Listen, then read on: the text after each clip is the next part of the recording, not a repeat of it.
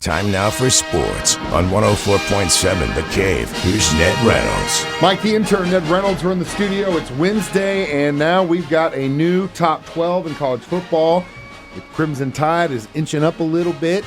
It looks to me like it should be. What do you think?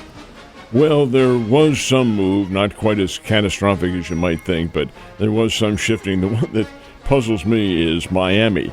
Now, Miami gets upset for the first time this year, beaten by Georgia Tech, and yet they're ranked above Alabama? Now, how in the world do you figure that? Alabama's pretty good. But anyway, here's the way it shapes up. Oregon number 1, as you might expect. Ohio State second, followed by Texas, Penn State, and Indiana is number 5. Now, folks, Indiana's the real story of college football this year. They've risen from the ashes. They've historically over the years have been nothing in football at all, and now all of a sudden they are there with a new coach and new players. The coach, Signetti, who came over from the Dukes of James Madison, brought many of his players with him, and they're pretty good, but their schedule is not very good. Still number 5 in America. Brigham Young 6, Tennessee, Notre Dame, Miami, Alabama behind Miami. How do you figure that? Mississippi and Georgia, they are the top teams. Missouri plays South Carolina this weekend down in Columbia, South Carolina. Missouri is 23rd in America. South Carolina is 21st. So we have some very interesting rankings, some very interesting matchups going on, and it should be a lot of fun. The thing that's interesting to me, and we did a little investigation here, is Ned's going to have to explain to me the difference between the AP Top 25 and then this college football championship ranking system. Because the AP list, to me, looks right. But, even though the college football playoff ranking put my Wildcats up 4 points higher, I still am arguing about some of those choices, including the one with Miami being at 9 over some of those teams. That doesn't make any sense. Here's the difference. The Associated Press one is done by members of the media around the country, the football college writers and so forth and so on. The college poll, the official national one, is done by a selected committee of individuals. It's human, it's subjective.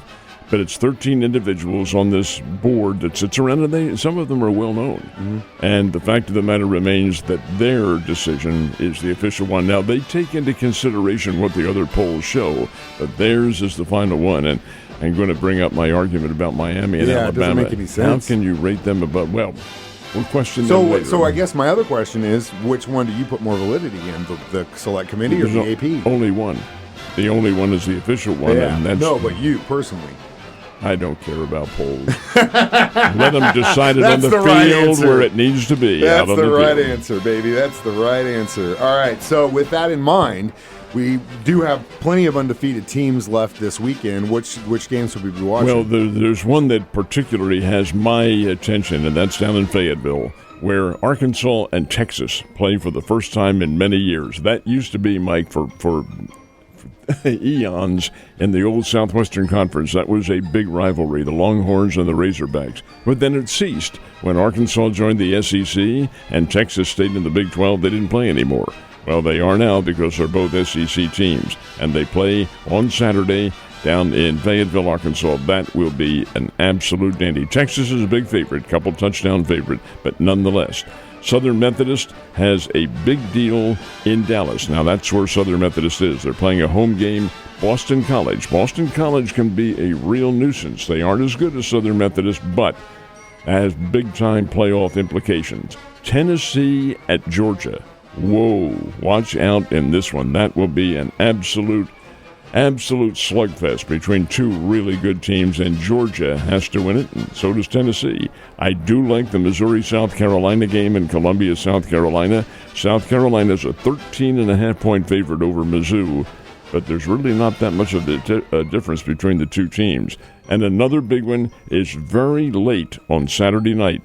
And this is for television purposes, but very late, out in Provo, Utah, Kansas and Brigham Young. Mm-hmm. Whoa. Now, Kansas, folks, came up with a big upset. Knocked off Iowa State last week. K-State, too, buddy. And they beat K-State. Beat K-State as well. Kansas is capable. They're not quite as good as they were last year, but they're still capable.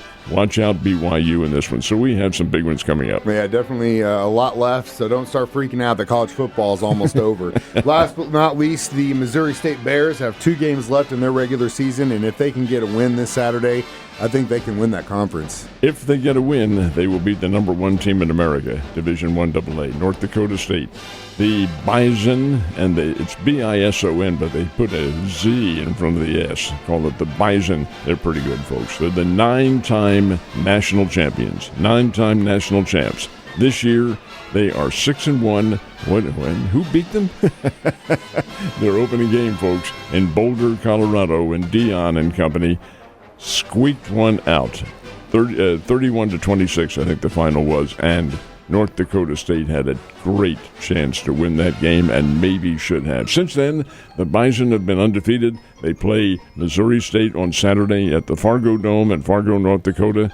I give the Bears a chance, but they're going to have to play well. They're going to have to score big, and I think they will score big, but can they stop North Dakota State? That's the big key right there. Huge game for the Bears. Major college basketball doubleheader last night.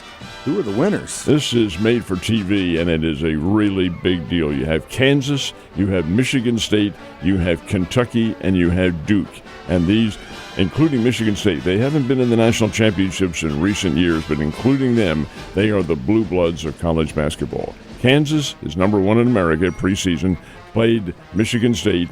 These games were in Atlanta, incidentally. Atlanta, Georgia is a showcase game. KU won it over Michigan State, 77-69. Tom Izzo's Michigan State Spartans have a good team. They're not quite at the level of KU is really, really good. They're a solid ball club, and so is Kentucky. Kentucky and Duke. Now, these are 2 premier teams. Kentucky is way behind Duke in the first half, way behind them. Come rallying back, make it relatively close at halftime, and then outscore Duke big in the second half. Kentucky 77, Duke 72. This is Kentucky playing without John Calipari, who's at Arkansas now. They have a new coach. His name is Pope, and he's a young guy, big guy, and he played for Kentucky. He's got those kids playing basketball, and they are good. So you have 2 of them, the Wildcats and the KU Jayhawks, come away with wins. Michigan State and Duke, you'll hear from them before the season's over. Yes, you will, and we are paying a lot more attention to the ladies' side of the court these days, too. They've got some great talent, and we've got some great games today. Who's playing? Well, under the lights tonight, of course, under the lights are artificial, the Lady Bears will play over at Wichita State. This is an old conference rival. And the Lady Bears are going to renew it, not in a conference game, but in a non-conference, and that's good. Wichita State's a member of the American Athletic Conference now. They will host the Lady Bears, and that's tonight over in Wichita. But this morning, 11 o'clock this morning, over at Drury. Drury has their annual kids game, and this is when the kids are out of school. And they will be there filling up the O'Reilly Family Event Center. They get ice cream and all sorts of treats and so forth and so on. They'll have 3,000 people in there. The interesting thing is that Drury's opponent this morning is Central Oklahoma from the MIAA. This is a non-conference game for Drury, and obviously it is for Central Oklahoma, but they are one of the top teams in the MIAA and going to play at 11 this morning against the Drury Lady Panthers before a bunch of screaming kids. What can happen in that scenario? That should be a lot of fun.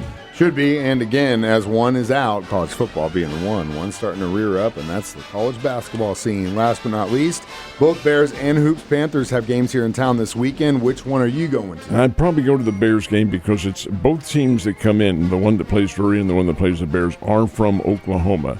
But I think the Bears game probably has a little bit more credibility to it. The Bears are going to play Tulsa, and that is the renewal of an old, long-time Missouri Valley Conference rivalry that has since ceased since Tulsa changed conferences, and the Bears will too next year.